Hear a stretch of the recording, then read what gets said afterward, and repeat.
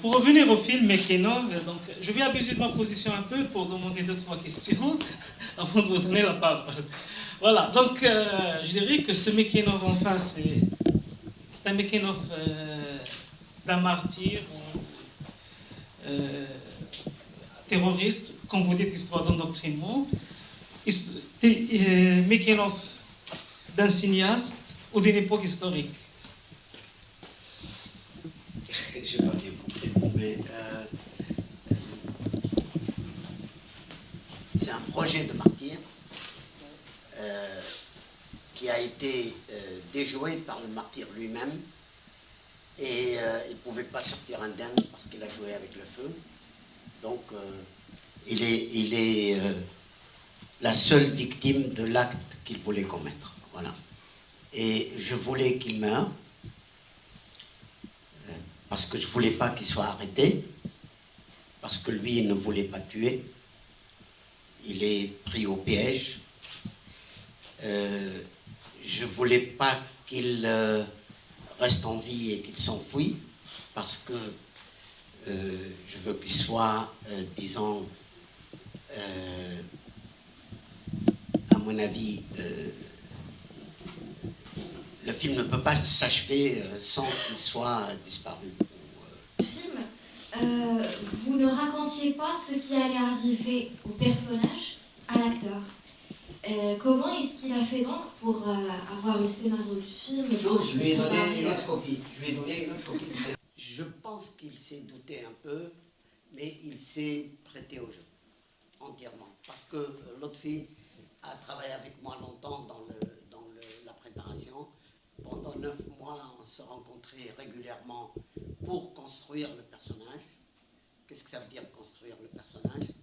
C'est-à-dire, pour que l'acteur ne fait pas un film et moi je fais un autre, pour qu'il n'y ait pas 2 personnages, dans ma tête il y a un, dans sa tête il y a un, et ça nous permettait d'écarter beaucoup de choses. Il m'a fait des propositions que j'ai éliminées. Et il a fonctionné, il a écouté. J'ai dit voilà pourquoi je ne veux pas de ça, voilà pourquoi je veux ça, voilà ce qu'il a vécu, voilà. Et il a fonctionné, et il a construit avec moi. C'est-à-dire construit avec moi, c'est en jouant. Dans ses improvisations, il est resté pas seulement l'acteur. Et il m'a dit à un moment, c'est plus compliqué c'est plus compliqué de sortir de Bahta que d'entrer dans Bahta. Il ne pouvait plus sortir du personnage, parce qu'il fallait qu'il sorte du personnage pour devenir l'acteur. Il m'a dit ça, c'est plus compliqué que de revenir à l'acteur, d'entrer dans l'acteur, entrer dans le personnage. Entrer dans le personnage, pour lui, c'était évident, il l'incarnait entièrement, il était là-dedans. Et la preuve, il a obtenu beaucoup de prix, et en même temps, ça lui a donné beaucoup confiance en lui, et après ça, il a fait plusieurs spectacles de one-man show qui ont beaucoup fonctionné. C'est vrai, hein? En Inde, à Ouagadougou, en Espagne, en Italie, à Dubaï, au Maroc, en Algérie, et tous les pays arabes ont aimé le film. C'est ça qui est surprenant. Hein? Et je me souviens, au Maroc, les gens ont dit... non, pas au Maroc, en Algérie. En Algérie, il y a un responsable qui venait dire « c'est le film qui nous manquait ». Et à la sortie de Carthage, les intégristes étaient présents, et c'est revenu plusieurs fois. Ils disent « mauvais film, mauvais scénario, mauvais jeu, mauvais dialogue ». Ça, c'est l'idée qu'ils reviennent. Et les gens chahutaient et disaient « mais c'est pas vrai ». Moi, je ne répondais pas, mais l'autre fille s'est énervée, était avec moi, et il a dit « et mauvais spectateur ». En s'adressant au type qui a dit ça. Mais ça, c'est une première chose.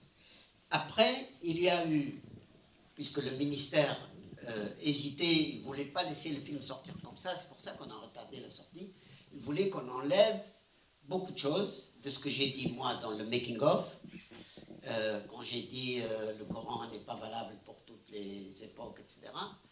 Et aussi l'explosion. Ça, il voulait enlever et on n'a pas accepté et on a négocié longtemps. Le film a eu les prix, tout ça. La Tunisie n'avait pas eu de Tanit d'or depuis longtemps, et voilà. Et entre-temps, avant la sortie du film dans les salles, il y a l'affaire de Slimane, qui ressemble curieusement, le personnage central ressemble à mon protagoniste. C'est-à-dire qu'il est danseur, et il est danseur même dans un cabaret, et qui a été endoctriné par un imam à Kérouan. Ça frôle le symbole. L'imam était aveugle. Donc on est dans l'obscurantisme biologique presque. Donc c'est presque symbolique. Dans le cinéma, tu mets ça, on te dit mais là tu exagères, etc. Mais c'était ça la vérité. Et donc les gens ont adhéré au film de manière intense après cette opération, en cherchant et en trouvant peut-être dans le film des explications à cet acte, à ce choix, que les journalistes ne pouvaient pas apporter.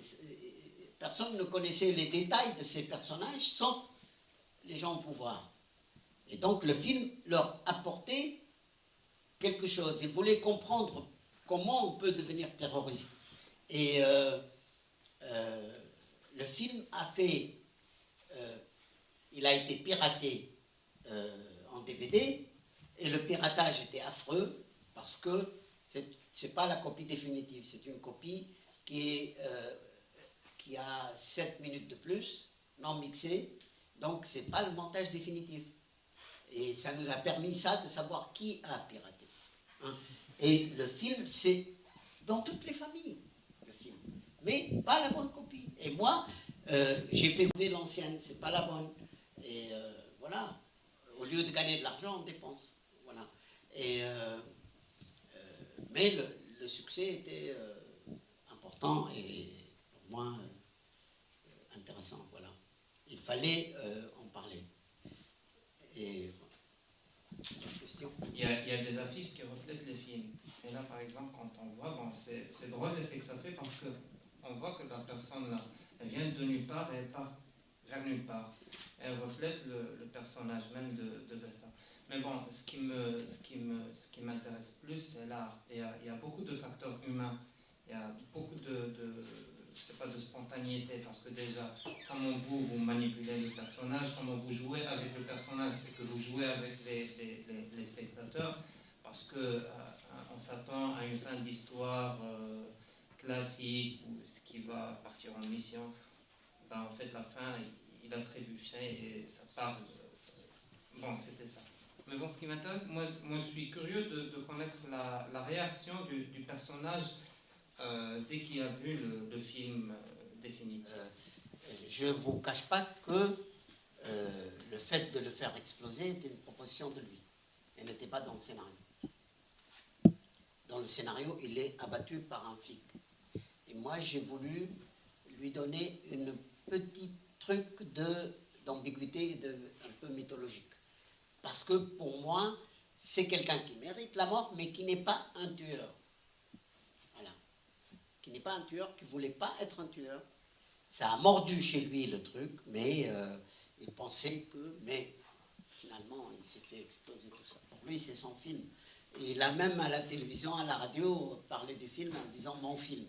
Et moi, j'accepte ça parce que le fait qu'il ait improvisé des parties avec moi lui donne une petite paternité, même, c'est pas quantitatif, c'est qualitatif. Et pour moi, le fait d'avoir pris ce risque de parler en son nom et de dire ce qui sert le film, lui donne un peu de paternité. Et pour moi, donc, et comme je l'ai manipulé assez dans le film, je lui ai caché beaucoup de choses pour avancer. J'étais content, j'étais soulagé qu'il ait autant de prix, et j'étais soulagé qu'il adopte cette position de paternité pour le film. Oui. En tournant le film, en fait, justement, ces lignes rouges ont suscité chez lui plusieurs questionnements. Il était confronté à ces contradictions pas en tant que personnage mais en tant qu'acteur. Et vous lui avez dit à un certain moment dans le making-of, je t'assure que si tu continues le tournage, même si tu n'es pas d'accord toujours avec ce que... je lui ai dit, la démocratie, c'est quand tu me laisses finir le film. Donc voilà, quand tu me laisseras finir le film, et vous lui avez dit aussi que si tu termines avec moi le film, je t'assure que ta perception changera. Est-ce qu'il vous a donné par la suite un feedback à propos de ça? Il était déjà, il a compris la structure du film, sans problème. Et le film ne s'appelait pas Making of dans le scénario, il s'appelle Le Dernier Film. Voilà. Et tout le monde m'a dit, alors c'est ton dernier film, etc. J'ai dit oui, et quand j'ai fait un court-métrage qui est Penalty, puis Errance, puis les journalistes. En arabe, on a gardé le film Akhir. On a gardé le titre, c'est ça? Akhir film. Akhir film. Pardon, c'est bon. Avant d'endoctrinement des jeunes maghrébins, le mode opératoire de ces gens qui les sélectionnent, est-ce que vous vous êtes inspiré de faits réels? Est-ce que vous avez fait des recherches? Est-ce que ça se passe vraiment comme ça? Parce que nous, en tant que public, tant soit peu rationnel, on se dit mais c'est pas possible de manger le crâne juste en me parlant ou en me citant des versets coraniques. Est-ce que ça se passe comme ça ou est-ce que c'est... Oui, c'est des thèses. Et un que j'ai trouvé à Bruxelles quand je faisais le mixage de Popée d'Argile, j'ai essayé de contacter des gens qui, en rapport avec les Tunisiens qui sont partis tuer le commandant Massoud le 10 septembre, pas le 11, la veille. C'était 2 Tunisiens. Et pour moi, ces 2 Tunisiens m'ont donné la justification que cela peut exister en Tunisie. Donc j'ai consulté ces documents et il y a beaucoup cette histoire de commencer par purifier le corps et le prendre en charge matériellement et socialement. Il y a une prise en charge très forte. Et tout ça, on entre dans l'idée de tuer que beaucoup plus tard. Avant de l'idée de tuer, il y a l'idée du martyr. Dieu choisit les gens qui ont le droit d'être des martyrs. Tout ça, j'ai lu dans les documents, mais en même temps, ce que j'avais écrit avant était bon. Finalement, ça m'a permis de me confirmer dans ce que j'ai écrit, parce que finalement, c'est pas très compliqué de deviner comment ils font. Et tout ça n'explique pas la rapidité avec laquelle ces jeunes se transforment. On ne comprend pas en Syrie, les Tunisiens qui sont partis après la Révolution, on ne comprend pas la rapidité. Il y a des parents qui viennent à la télévision qui disent « mais on l'a perdu de vue pendant 2 mois, mais avant il était très différent, il était très brillant, il était... qu'est-ce qui s'est passé? On ne comprend pas. » Mais ça, personne n'a encore fait d'études là-dessus. Moi j'ai pris... moi j'ai fait,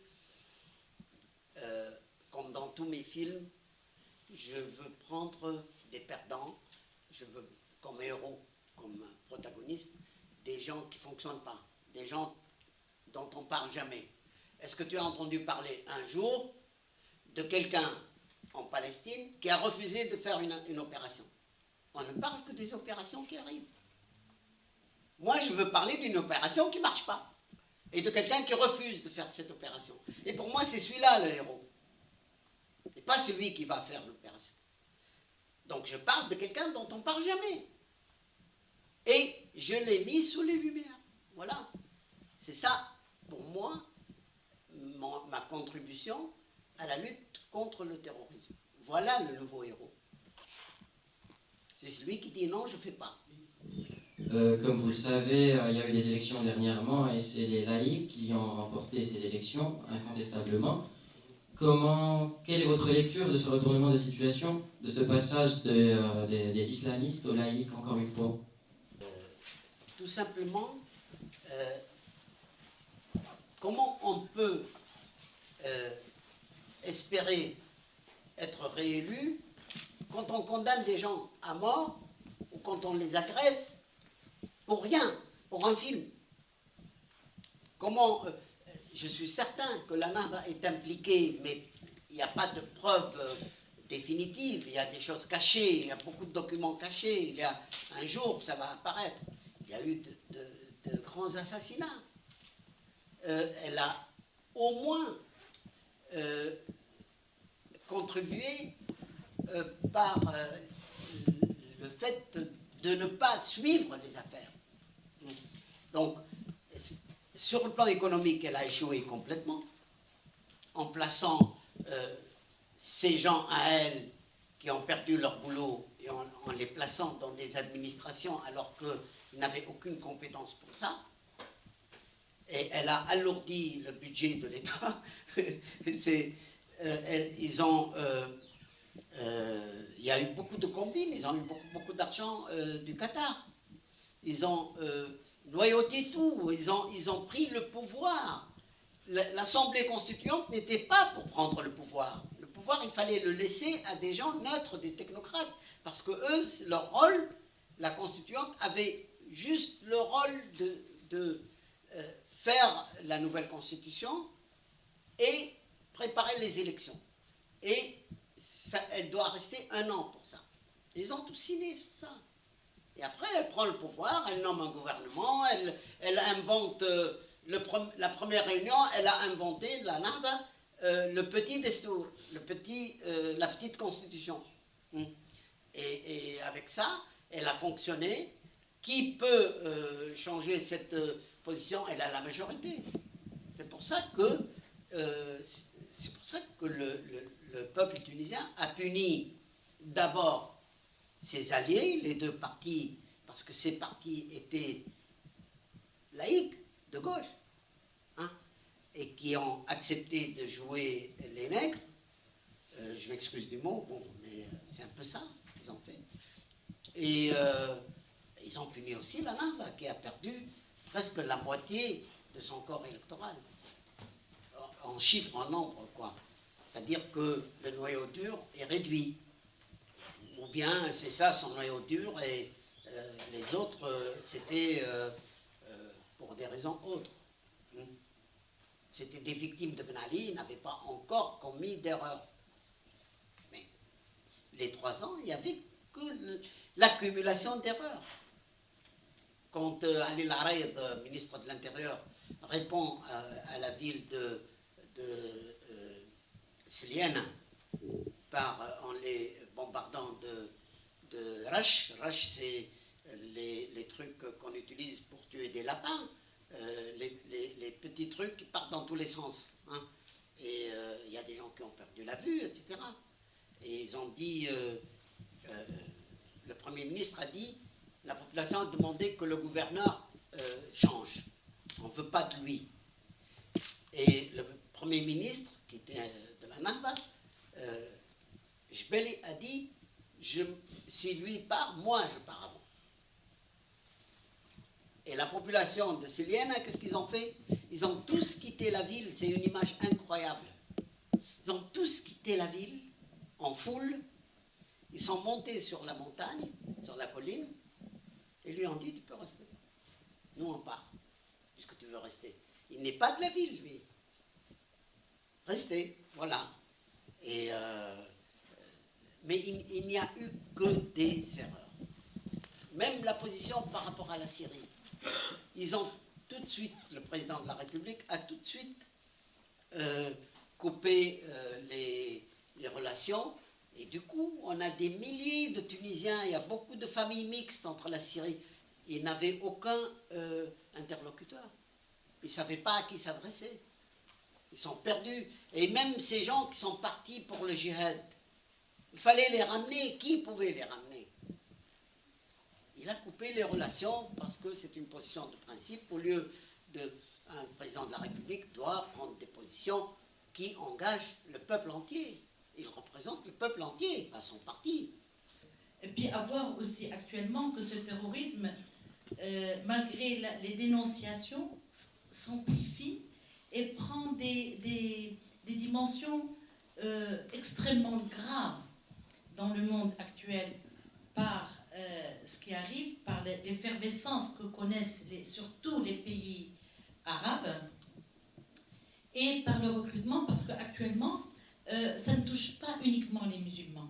Ça touche les musulmans, évidemment, émergents de pays arabes, et ça touche ceux qui ont été islamisés, entre parenthèses, et qui sont d'origine européenne ou même américaine ou australienne.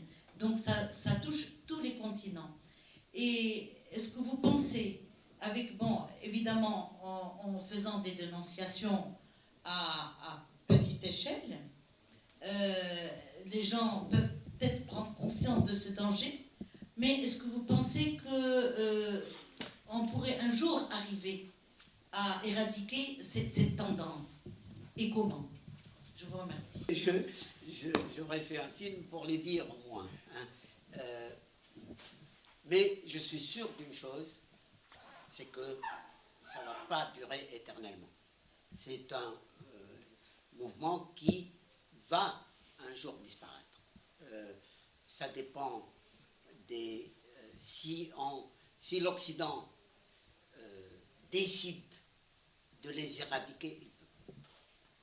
Parce que les Américains financent leur armement, les armes, le Qatar leur donne de l'argent, les paye, et les Américains s'allient avec le Qatar et l'Arabie Saoudite.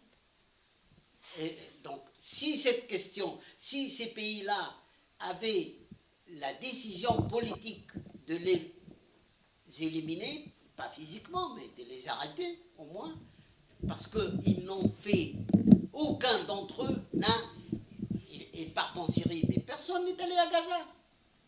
S'ils voulaient libérer le monde arabe, pourquoi ils ne vont pas à Gaza? C'est ça qui m'interpelle, moi.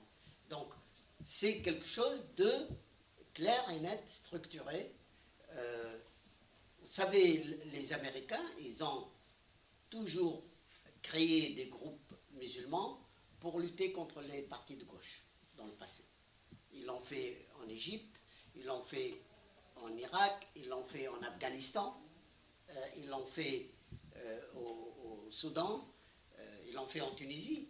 Bourguiba lui-même a donné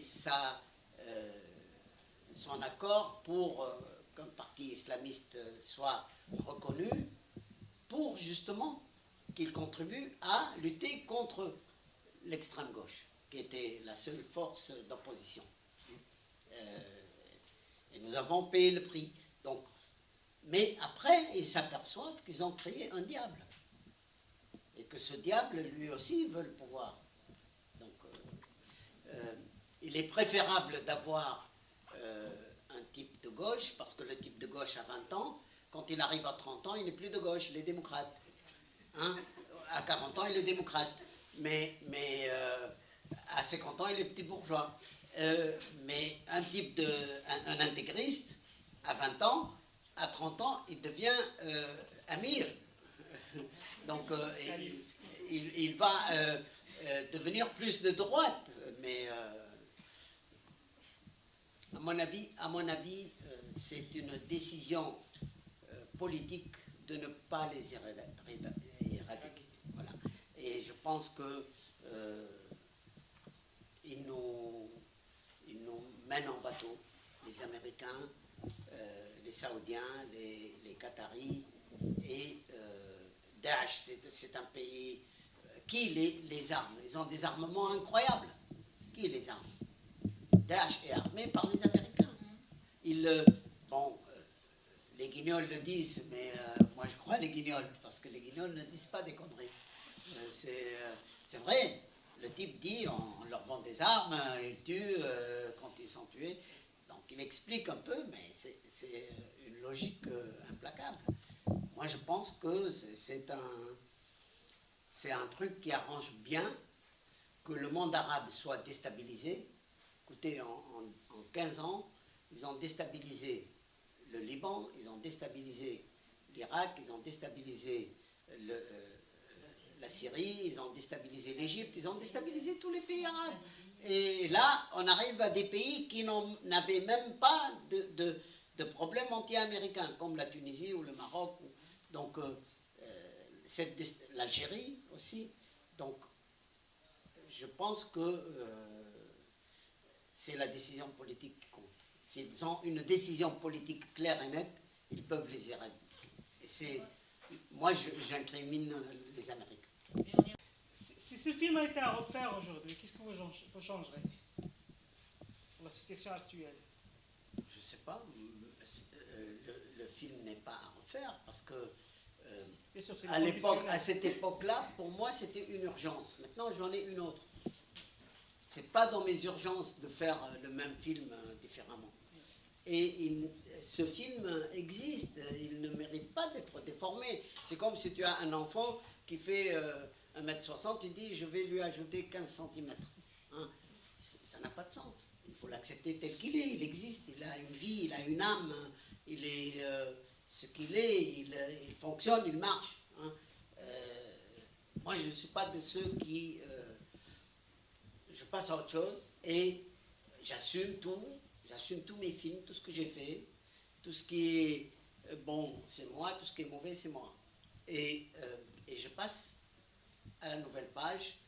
J'ai une autre urgence. Je prépare un film qui est sur les filles qui reviennent de Syrie et qui ont été piégées pour faire le djihad nikah. Voilà, et je parle de l'endurance de ces filles après le retour. Voilà.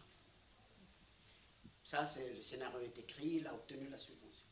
Je dirais que continuer à faire des films, c'est des courages. Et surtout continuer à être ouvert au débat, à l'échange. Oui. Donc ne crois pas que je suis courageux. Moi, je ne veux pas. Moi, je veux pas. Au Maroc, oui, c'est la première, mais j'ai fait des masterclass dans d'autres pays, comme Abu Dhabi, comme en France, à Bordeaux, depuis 1994, à Bordeaux, sur l'écriture de scénarios. Le cinéma, c'est ma vocation, c'est ce que je sais faire, mais je ne peux pas faire un film que je n'écris pas. Je ne fais pas du cinéma parce que je veux réaliser des films. Je veux réaliser des films parce que j'ai quelque chose à dire. J'ai des tas de choses à dire. Tout ce que je dis dans mes films, la raison principale, ce n'est pas d'être réalisateur, c'est de dire ce que j'ai dit dans mes films. C'est ça le plus important. Donc pour moi, si je n'avais pas ces choses à dire, à ma manière, dans ma sensibilité, dans ma stylistique, dans mon esthétique, je ne ferai pas la réalisation. Ça ne m'intéresse pas de réaliser un scénario que je n'ai pas écrit. Si quelqu'un me dit, viens, réalise-nous un truc, non, je ne fais pas de spot publicitaire. Non, on m'a proposé plusieurs fois, mais ça ne m'intéresse pas. Donc, moi, je considère que la voie que je peux suivre, c'est de faire des films d'auteur qui me ressemblent. Des films qui portent ma pensée, mes préoccupations, ma sensibilité. Le terme pédagogique est bon pour l'enseignement, mais pas bon pour une œuvre d'art. Une œuvre d'art a besoin de construction dramaturgique, c'est une science. Il y a des moments où le spectateur n'a pas toutes les réponses aux questions, mais il finit par les avoir à la fin. C'est une autre démarche. La dramaturgie a des règles précises à respecter, une manière de fonctionner. La pédagogie, c'est pour l'enseignement. Moi, je ne veux pas faire un film pédagogique. Ce n'est pas intéressant. Je veux faire un film avec des émotions. Je ne dois pas, non. Mais c'est le cinéma que je veux faire, moi. Moi, je considère que je suis presque le cinéaste de la société civile. Et donc, j'ai les mêmes préoccupations qu'eux. Et ceux qui sont dehors font plus de bruit que nous, là. Je ne comprends pas. Ils nous attendent et ils font plus de bruit que nous. La caméra, c'est votre arme, donc? Mais allez leur dire de se taire. C'est pas un micro d'ambiance, donc. Voilà, moi je t'entends pas, j'entends eux. Je t'entends pas quand tu me poses la question, je les entends eux. Okay. C'est ça. C'est pas seulement pour ce que tu enregistres, mais moi je t'entends pas dans tes questions. Parce qu'ils font beaucoup de bruit. Et ils comprennent pas. C'est bizarre. Je les mets à la porte. Allez, 0.